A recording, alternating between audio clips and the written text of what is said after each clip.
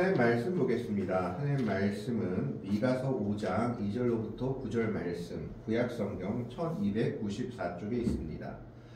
미가서 5장 2절로부터 9절까지의 말씀을 교독을 합니다. 구약성경 1294쪽입니다. 2절의 말씀을 제가 먼저 봉독해 올립니다.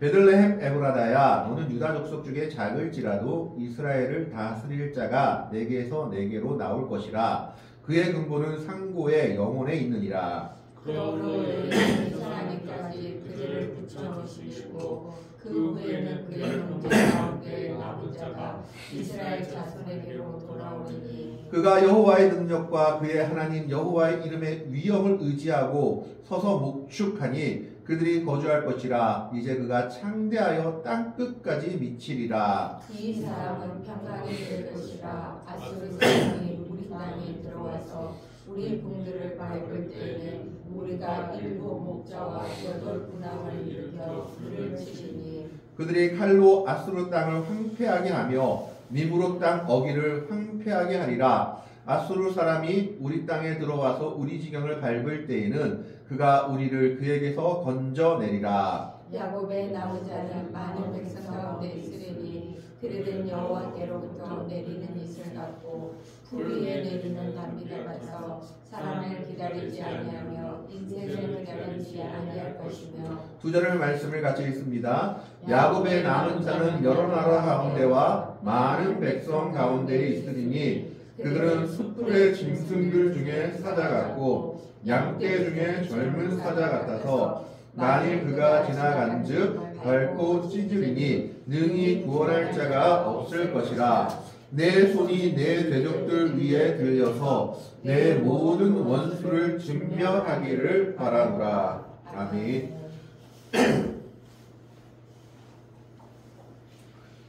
주님의 은혜와 사랑이 여러분에게 언제나 함께 하시기를 바랍니다. 오늘은 대림절 둘째 주일입니다. 대림절이라는 건 대강절이라고 하기도 하고 대림절이라 하기도 합니다. 대림절이란 말, 대강절이란 말은 예수님의 성탄을 기다린다, 오는 것을 기다린다, 강림을 기다리는 절기다 해서 대림절이다, 대강절이다 라고 얘기합니다. 그 두 번째 주일인데, 이 예수님은 이제 이 땅에 메시아로서 오셨습니다. 이 메시아라는 말 자체가 주는 의미가 어떤 의미냐?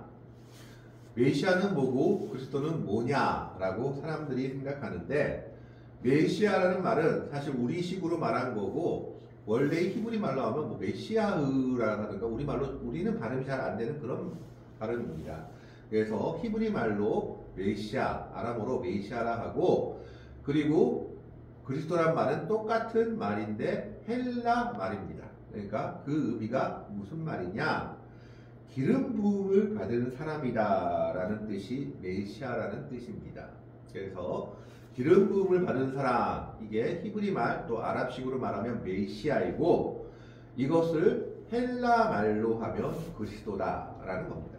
똑같은 의미인데 기름 부음을 받은 사람이라는 것인데, 히브리 말은 메시아, 헬라 말은 그리스도라는 말입니다. 자, 그렇다면 기름 부음을 받은 사람이 어떤 사람인데 이스라엘 백성들이 메시아를 그렇게 기다렸을까요? 이스라엘의 역사와 성경을 보면은 기름 부음을 받아 가지고 되는 직업이라 할까요? 직이라 할까요? 그런 것이 딱 3 종류의 직위가 있습니다. 첫째가 제사장입니다. 아론의 자손들이 제사장이 됐는데, 이 제사장을 삼을 때 특별한 기름을 부어서 제사장으로 임명했던 것이 출애굽기, 레위기에 기록되어 있는 것을 보게 됩니다.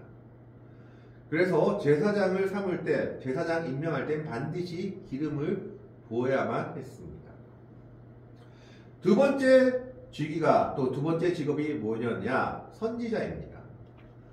선지자가 자신의 후계를 정할 때, 내 뒤를 이을 선지자를 정할 때 기름을 부었습니다. 그 대표적인 예가 엘리야 선지자가 엘리사 선지자를 자신의 후계로 정할 때 뿔에서 기름을 가지고 다니다가 그 그 기름을 부어 자기의 후대로 정한 것을 볼 수 있습니다. 그래서 두 번째가 누구냐? 선지자. 첫 번째는 제사장, 두 번째가 선지자. 세 번째가 누구냐? 왕입니다. 이스라엘의 역사에서 왕위로 계승을 받을 때는 반드시 기름을 부어야만 했습니다. 그래서 솔로몬이 왕위에 오를 때도 기름을 부었다라고 되어 있고, 그리고 또 하나님께서 솔로몬의 범죄, 르호보암의 범죄로 인해서 나라가 나뉘었을 때 여로보암을 북이스라엘의 왕으로 삼기 위해서 선지자를 보내서 그에게 기름을 부었다라고 성경에 기록되어 있는 것을 보게 됩니다. 그래서 기름 부음을 받은 사람이다 라고 했을 때 제사장, 선지자, 왕, 이 세 종류의 직업 혹은 지위를 가지는 사람들이 기름 부음을 받아서 그 직위를 이어받을 수 있었던 겁니다. 그 직위를 임명되거나 이어받을 때 반드시 기름 부음이 필요했던 겁니다. 그런데 성경의 역사에서 이 세 가지 직분을 동시에 감당한 사람이 있습니다. 딱 한 명 있습니다. 두 가지 직분을 감당한 사람은 창세기에도 나오죠. 창세기에 나오는데 그 사람은 바로 아브라함입니다. 아브라함은 선지자다라고 하나님이 하기도 했고 또 제사장과 같은 직분을 하기도 했는데 제사장이 생기기 전이었지만 하나님 앞에서 사체를 쫓고 그리고 사체를 쪼개가지고 그 앞에서 언약식을 했던 것이 나옵니다. 이렇게 두 가지 직분을 했지만 아브라함은 왕의 직분을 가지지 못했죠. 그러면 이 세 가지 역할을 한 사람이 누구냐? 바로 다윗입니다. 다윗만이 이 세 가지 직분을 한꺼번에 감당했다라고 기록되어 있는 겁니다. 다윗을 보면 첫 번째 왕으로서 기름 부음을 받았고 사무엘 선지자로부터, 그리고 또 그가 선지자의 역할을 했고 제사장의 역할을 했던 것이 나와 있습니다. 에봇을 입고 하나님께 물어봤을 때 이 에봇은 제사장만이 입을 수 있는 옷이었습니다. 근데 하나님 그걸 생각하지 않으셨죠. 그래서 제사장의 역할도 감당했던 것을 보게 됩니다. 세 번째는 시편을 통해서 다윗이 자신을 하나님이 선지자라고 인정했다라고 고백하는 것을 보게 됩니다. 그래서 이 세 가지 직분을 한꺼번에 감당한 사람이 누구냐? 성경에 딱 한 명 나오는데 구약 성경에 바로 그것이 다윗이다라는 겁니다. 그렇기 때문에 이스라엘 백성들이 메시아를 기다린다라고 얘기했을 때는 바로 이 다윗 시대를 기다리는 것입니다. 이스라엘 백성들이 메시아를 기다린다라고 얘기했을 때 그들은 다른 사람을 생각하는 것이 아니라 다윗과 솔로몬의 시대를 생각하고 있습니다. 이스라엘 백성들이 가장 잘 살았던 통일 왕국의 시대, 감히 이웃 나라들이 함부로 하지 못하고 오히려 조공을 바치던 시대가 바로 다윗과 솔로몬의 시대였기 때문에 메시아를 기다린다라고 했을 때 이스라엘 백성들은 바로 이와 같은 시대가 다시 도래하는 것을 기다렸던 겁니다. 그리고 예루살렘 성전을 화려하게 지었고 이런 시대가 자신들한테 다시 올 것을 기다렸던 겁니다. 그렇기 때문에 유대인들은 아직도 메시아가 오지 않았다라고 생각합니다. 유대인들은 아직도 메시아가 오지 않았다고 생각하고 유대교에서는 아직도 메시아를 기다리고 있는 것을 보게 됩니다. 그들이 생각하는 메시아는 다윗과 솔로몬의 영화를 회복시켜줄 메시아였기 때문에 그런 메시아가 아직 자신들에겐 임하지 않았다라는 겁니다. 그런데 성경의 여러 군데에서 말하는 메시아의 시대는 그들이 생각하는 메시아의 시대와는 다르다라는 것을 볼 수 있습니다. 그 중에 하나가 오늘 미가서 5장 2절부터 9절의 말씀입니다. 동방 박사들이 헤롯 대왕에게 와서 물었습니다. 유대인의 왕으로 나신 이가 어디 계시뇨? 우리가 그에게 경배하러 왔다라고 마태복음 2장에 기록되어 있는 것을 봅니다. 그때 온 예루살렘이 소동하고 헤롯 왕이 서기관과 제사장 그리고 성경을 연구하는 사람들을 모아서 물어봅니다. 도대체 그리스도가 어디서 나느냐? 이때 그들이 한 가지로 대답을 하죠. 성경에 기록되어 있는데 그리스도는 베들레헴에서 난다고 기록되어 있습니다 라고 말하면서 인용한 성경 구절이 오늘 미가서 5장 2절의 말씀입니다. 미가서 5장 2절에 보면 베들레헴 에브라다야 너는 유다 족속 중에 작을지라도 이스라엘을 다스릴 자가 내게서 내게로 나올 것이라 그의 근본은 상고의 영혼에 있느니라 라고 얘기하고 있습니다. 예수님이 탄생하실 곳이 베들레헴 에브라다라는 곳인데 베들레헴이라는 이름은 떡집이라는 곳이고 에브라다라는 말은 풍성한 열매라는 뜻을 가지고 있다고 합니다. 그래서 성경학자들이 이것을 가지고 베들레헴이면 베들레헴이고 에브라다면 에브라다지 왜 이 두 개를 함께 붙여서 얘기했을까 라고 생각하면서 몇 가지 해석을 내놓습니다.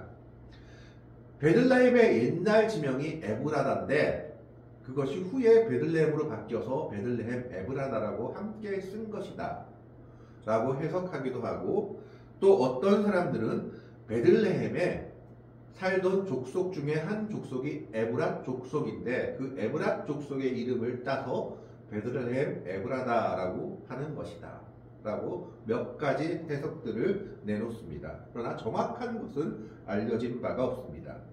다만 이 말을 통해서, 이 지명을 통해서 알게 되는 것은 베들레헴은 떡집이고 에브라다는 풍성한 열매라라는 곳인데, 떡집, 빵집이라는 뜻인데 근데 이 베들레헴 에브라다가 어떤 동네냐? 작은 동네다라는 건 분명히 알 수 있습니다. 2절 말씀에 보면 너는 유다 족속 중에 작을지라도 되어 있습니다. 그래서 이곳은 어떤 곳이냐 하면 사람들 보기에 변변치 않은 장소였던 겁니다. 왕이 태어날 장소는 아니었던 것으로 보여집니다. 참으로 이상하죠. 메시아라고 한다면, 이스라엘 백성들의 소망대로 메시아를 기다리는 것이라면, 왕으로서 오실 분이라면 예루살렘에서 태어나는 것이 마땅했을 겁니다. 왕궁, 다윗성, 시온성이 다 예루살렘에 있었고 성전도 예루살렘에 있었습니다. 그런데 그 예루살렘이 멸망했습니다. 그 이유는 단 한 가지죠. 하나님의 뜻을 순종하지 못했고 우상을 섬긴 이유로 그들이 멸망했습니다. 그리고 그들은 하나님의 명령을 순종하지 못하고 고관과 대작들이 멸망 말기에 보면 고아와 가부와 가난한 자를 돌보지도 않았고 백성들의 고혈을 짜내서 고관들만 잘 살았던 것을 보게 됩니다. 말기에 한 가지 흉내를 하나 내죠. 어떤 흉내를 내냐 하면 유대인들을 다 풀어줍니다. 유대인 노예들을. 그래서 우리가 하나님께 용서받자라고 합니다. 하나님이 이를 기쁘게 보셨습니다. 예레미야서에 기록되어 있는 것을 보게 됩니다. 그런데 풀어준 지 얼마 안 돼서 다시 노예로 삼습니다. 풀어주고 나니까 괜히 후회가 되는 겁니다. 금전적 손해가 있는 것 같고, 그래서 다시 노예로 삼아서 하나님이 진노하신 것이 예레미야서에 기록되어 있는 것을 보게 됩니다. 그것이 예루살렘 성에 사는 고관과 왕들의 마지막 모습이었던 겁니다. 그래서 진짜 메시아로 오실 분은 이제 그런 모습으로 오는 것이 아니라 가장 낮은 자의 모습, 겸손한 자의 모습으로 정반대되는 곳 베들레헴 에브라다에서 온다라고 기록되어 있습니다. 이 베들레헴이라고 되어 있는 지명은 우리가 몇 가지로 살펴볼 수 있는 게 있습니다. 그게 뭐냐 하면 베들레헴은 첫 번째로 슬픔의 마을입니다. 왜 슬픔의 마을이냐 하면 베들레헴이 어떤 곳이냐 하면 창세기 35장에 보면 라헬이 애를 낳다가 죽은 겁니다. 라헬이 죽음에 에브랏 곧 베들레헴의 길에 장사되었고 라고 창세기 35장에 기록되어 있습니다. 그래서 라헬이 요셉의 동생을 낳다가 자기가 죽으면서 이렇게 얘기했죠. 베노니, 두 번째 아들이 슬픔의 아들, 이렇게 얘기했는데 그 이름이 좋지 않아서 야곱이 그 이름을 베냐민, 오른손의 아들이다 라고 바꿉니다. 그래서 베들레헴은 어떻게 보면 슬픔의 장소입니다. 그 슬픔의 장소가 예수님이 태어나신 곳으로 되어 있는 것은 어떻게 보면 예수님께서 이 땅에서 가진 고난과 질고를 받을 것을 암시하고 있는 겁니다. 우리를 대신해서 가진 질고와 고난을 받으며 우리에게 구원의 은혜를 주실 분이 바로 예수님이다 라고 얘기하고 있는 겁니다. 두 번째로 베들레헴은 생명의 마을, 구원의 마을이기도 합니다. 왜냐하면 아까도 말했다시피 베들레헴이란 말 자체가 빵집, 떡집이다라는 것을 말하고 있습니다. 빵집, 떡집이 바로 베들레헴의 이름의 뜻입니다. 예수님께서는 자신을 요한복음 6장에 생명의 떡이다라고 말씀하셨습니다. 그렇기 때문에 베들레헴 지명이란 자체, 거기서 나왔다라는 것은 또 무엇을 얘기하고 있느냐? 예수님이 생명의 떡으로 오실 분이다라는 것을 말하고 있죠. 그 뒤에 에브라다라는 것은 풍성한 열매입니다. 예수님 자신이 생명의 떡이 되셔서 우리에게 풍성한 열매를 주실 분이다라는 것을 말하고 있습니다. 구약 성서에서 또 베들레헴이 등장하는 책이 있는데 바로 룻기입니다. 룻기에서 룻이 그리고 나오미의 그들이 살던 곳이 바로 베들레헴이었습니다. 그 베들레헴으로 돌아와서 룻이 보아스와 결혼한 장소가 바로 베들레헴이다라는 겁니다. 그래서 베들레헴은 구원의 마을이기도 합니다. 세 번째로 베들레헴은 생수의 마을이기도 하다라는 겁니다. 사무엘하 23장에 보면 다윗이 전쟁을 하다가 베들레헴에 있는 우물물을 마시고 싶어서 누가 저 우물물을 나에게 마시게 할꼬 했을 때 다윗의 용맹한 용사 3명이 적들을 충돌하고 가서 그 우물물을 떠와서 다윗에게 줬습니다. 이때 다윗이 그 물을 마시지 않으냐고 그 물을 땅바닥에 쏟으며 이 물은 용사들의 피니까 내가 마시지 않겠다라고 얘기를 하죠. 바로 생수의 마을, 정말 구원의 우물이 있는 곳이 바로 베들레헴이었다라는 것을 보게 됩니다. 그래서 베들레헴은 어떻게 보면 이스라엘 백성들이 생각하는 메시아와는 거리가 먼 지명입니다. 슬픔의 자리이기도 하고 때로는 빵집, 구원의 빵, 구원의 떡이 있는 곳이기도 하고 또 구원의 물이 있는 곳이기도 합니다. 이것을 통해서 예수님이 어떤 분으로 오실지를 지명을 통해서 나타내고 있는 겁니다. 예수님은 우리의 슬픔을 위로하며 우리에게 구원이 되시며 우리에게 생수, 영생의 물을 주시기 위해서 오시는 분이다라는 것을 말하고 있습니다. 그는 왕으로 오시지만 베들레헴 에브라다 가장 작은 곳으로 오셨고 성경에 보면 그곳에서도 가장 누추한 마귀, 나귀들이 있는 마국간의 구유에서 태어나셨습니다. 이것을 통해서 예수님이 말씀하시고 있는 것은 무엇입니까? 너희들이 바라는 왕, 앞지 않은 왕이 아니라 나는 겸손의 왕, 평강의 왕으로 너희를 섬기기 위해 오는 하나님의 아들이다라는 것을 보여주고 있는 겁니다. 그렇기 때문에 2절에 이스라엘을 다스릴 자가 내게서 내게로 나올 것이라 그의 근본은 상고의 영혼에 있느니라 라고 말하면서 이것이 메시아 예언임을 말합니다. 상고의 영혼이라는 것은 영원부터 계신 분이다 라는 것을 말하고 있죠. 3절에 그러므로 여인이 해산하기까지 그들을 붙여두시겠고 그 후에는 그의 형제 가운데에 남은 자가 이스라엘 자손에게 돌아오리니 무슨 말입니까? 여인이 해산할 때까지는 고통을 겪습니다. 임신의 고통 그리고 해산하기까지의 고통 또 출산의 고통을 겪게 됩니다. 그러나 그 출산을 통해서 여인은 기쁨을 얻게 되고 하나님의 위로를 받게 되죠. 이와 마찬가지로 메시아가 올 때까지는 이스라엘 백성들은 고통 중에 있다라는 겁니다. 그러나 메시아가 오고 나서는 하나님께서 그들에게 메시아로 인한 기쁨과 은혜를 주실 것을 약속하고 있는 겁니다. 그리스도는 고통과 절망 중에 있는 이 땅의 백성들에게 소망과 평강의 왕으로 오셨습니다. 그들에게 소망과 평강을 주시기 위해서 오신 분이다라는 것을 말하고 있습니다. 사실 미가서는 3장과 4장의 내용이 전혀 다릅니다. 3장은 예루살렘의 멸망에 대해서 이야기하고 4장은 다시 예루살렘을 하나님이 회복시킬 회복에 대해서 얘기합니다. 그러면서 5장으로 넘어오면서 이제 메시아 예언을 하고 있는 겁니다. 잠깐의 회복이 아니라 하나님께서 주실 영원한 평화를 이야기하고 있는 겁니다. 4절과 5절의 말씀을 보면 그가 여호와의 능력과 그의 하나님 여호와의 이름의 위엄을 의지하고 서서 목축하니 그들이 거주할 것이라 이제 그가 창대하여 땅끝까지 미치리라. 그리스도의 은혜가 온 땅 위에 미칠 것을 말하고 있습니다. 5절에 이 사람은 평강이 될 것이라 아수르 사람이 우리 땅에 들어와서 우리 궁들을 밟을 때에는 우리가 7 목자와 8 군왕을 일으켜 그를 치리니 예수님이 우리의 평강이 될 것임을 말씀하고 있죠. 예수님께서 우리의 평강이 될 것임을 어떻게 말씀하고 있느냐? 아수르 사람은 하나님의 백성들의 대적을 의미하는 겁니다. 아수르는 북이스라엘을 멸망시켰고 바벨론이라는 나라는 남유다를 멸망시켰습니다. 그런데 아수르 사람이 하나님의 백성인 유다 백성들을 치려고 그 땅에 침략했을 때 어떤 일이 일어나느냐? 우리 땅에 들어와서 우리 궁들을 밟을 때에 우리가 7 목자와 8 군왕을 일으키리니, 7 목자는 하나님께서 주신 하나님의 목자들을 이야기하고 8 군왕을 일으킨다라는 것은 하나님께서 이스라엘 백성들을, 하나님의 백성들을 침략하는 자들을 여러 세력을 일으켜서 도우신다라는 것을 말하고 있는 겁니다. 7 목자와 8 군왕을 일으켜서 그를 친다라고 말하고 있죠. 바벨론이 남유다 백성을 망하게 했지만 하나님께서 세우신 바사왕 고레스는 이스라엘 백성들을 다시 유대 땅으로 돌아오게 하고 예루살렘 귀환을 이루게 하셨습니다. 바로 그런 역사들이 있을 것이다 라고 말하고 있는 겁니다. 주님은 우리의 평강이 되십니다.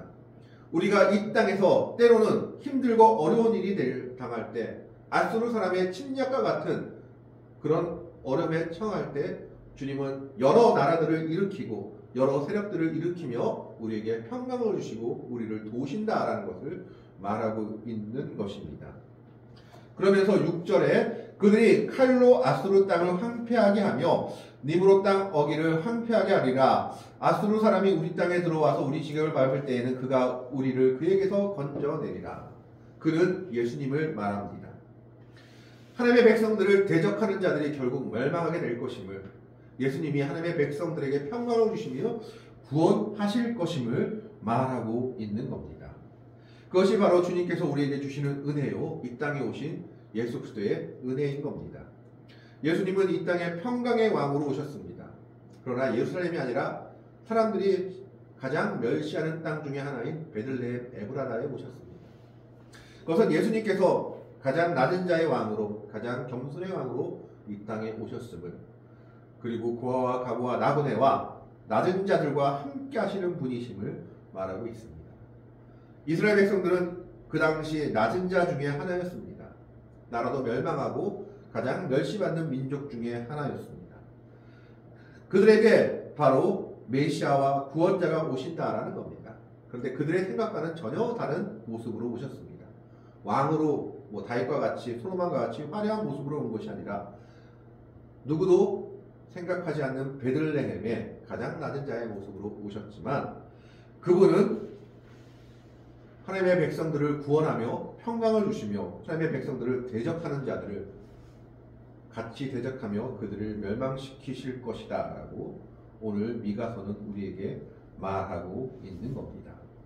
7절의 말씀을 보겠습니다. 야곱의 남은 자는 많은 백성 가운데 있으리니 그들은 여호와께로부터 내리는 이슬 같고 풀 위에 내리는 단비 같아서 사람을 기다리지 아니하며 인생을 기다리지 아니할 것이라.